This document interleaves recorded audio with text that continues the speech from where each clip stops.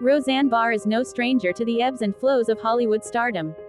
In 2018, ABC canceled the revival of the award-winning actress hit sitcom, Roseanne, after a social media post she published about a former advisor to the Obama administration was deemed racist, sparking public outrage.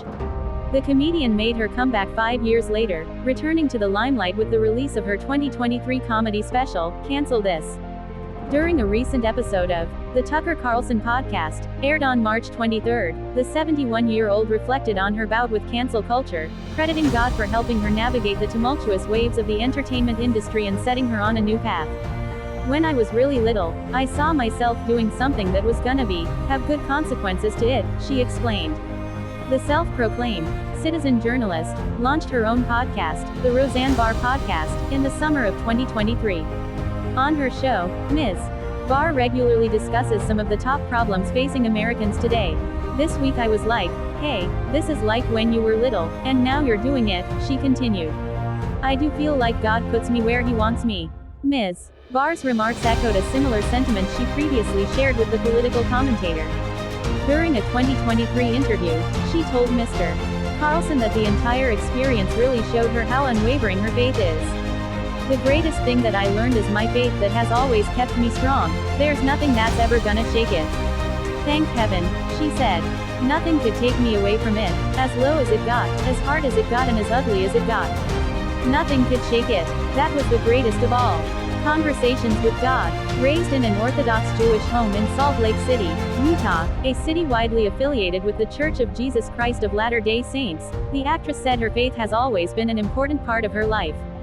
"Since I was 3 years old, I've had a conversation going with God," she said. "You know how little kids have an imaginary friend? Well, mine was God," she said, recalling once asking God why He allowed people to suffer. "I said, how come you could solve every problem on earth? Alls you gotta do is just wiggle your little finger and you could stop all these problems. Why can't you do that?" she queried, noting that she was suffering at the time. "And He said to me, 'Cause I don't have fingers, Roseanne.'" "Oh, but you do," she recalled. "And He said, and you should be very proud of that opposable thumb that I put on that hand of yours because now you can really get busy helping a lot of people and trying to make things right." Ms. Barr remarked. "He always gave me the answer that I knew God would give me."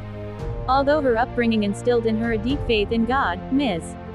Barr admitted that she didn't have an average childhood growing up. However, she expressed her gratitude nonetheless.